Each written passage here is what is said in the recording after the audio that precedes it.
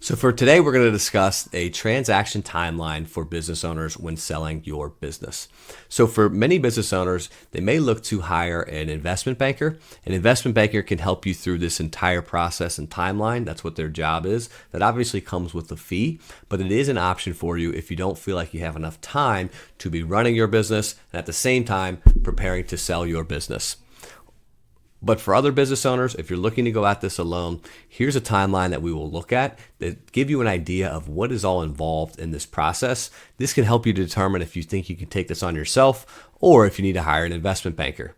So when we look at a transaction timeline, we break it down into 3 different categories. So the first activity is marketing. So marketing the business. The second activity will be the valuation and due diligence time period. And then lastly, you will have the closings and negotiations.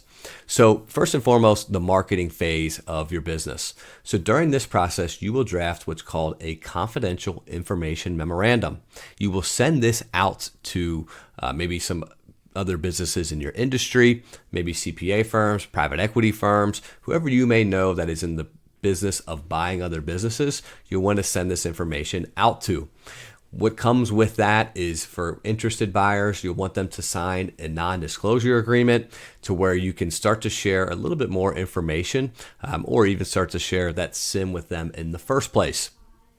After you move past this initial marketing phase, which you might have many different buyers involved at this time period, you will start to move into the valuation and due diligence time period.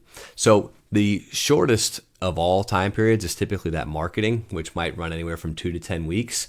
Once we get into the valuation and due diligence time period, this can be as far and take as long as 10 to 20 weeks long with the valuation and due diligence process. This is where it can feel like a grind on the business owner.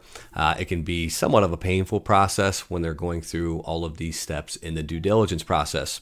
But what you'll want to do to kick things off for the valuation and due diligence will be calls with the management team. So you'll have the management team on calls with the potential buyers, and they will walk through their financial modeling and valuations will be done. From there, you can look to issue what's called an indication of interest, which would be a non-binding offer, where typically you're trying to get a range on what would be an appropriate number that the two parties can start to agree on before they really dive into their due diligence. So typically through this process, you'll set up a data room, you'll have access to that, and you'll share confidential information and maybe some financial statements back and forth with these potential buyers. From there, you'll look to have an in-person meeting with management where you'll discuss some of your findings, try to really hone in on what the valuation was, how the business works, how the business operates. And a lot of this information will then go into what's called a letter of intent. So a letter of intent will, again, be a non-binding agreement, but this will grant these potential buyers exclusivity. So you'll typically only go under LOI with one potential buyer, and this will allow them to kick off their period of due diligence. So typically for an exclusivity period, you want to grant probably around 45 days, sometimes 60 days exclusivity. And that's where they'll really start to dig into legal due diligence, financial due diligence. After the LOI is signed, you'll probably look to do what's called a quality of earnings report, which will get into the financials and really try to figure out what the net income is of this business, what the EBITDA numbers are for this business as well. So this all is in that valuation and due diligence time period process where you typically grant exclusivity to that potential buyer. During the legal due diligence process, they'll look at any potential lawsuits that were out there in the company history, contracts that you have set up in place with certain suppliers, vendors, distributors, whatever that might be. So this will all be encompassed in that valuation due diligence period. Like I said, it could range anywhere from 10 to 20 weeks long during that sample timeline.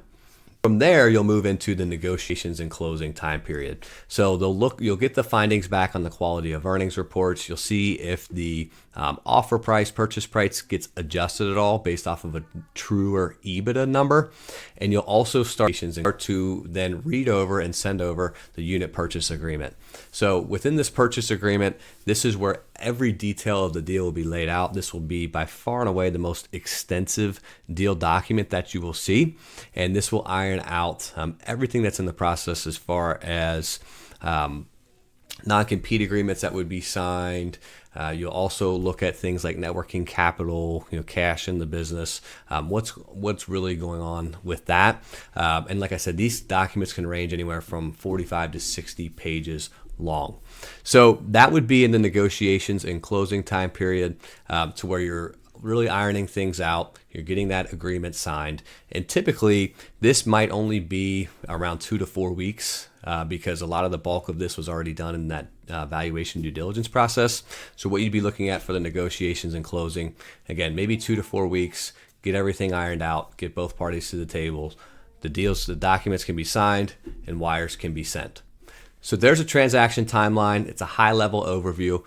For those of you that would like to see something in writing, we will have a supporting document with this by entering your email address.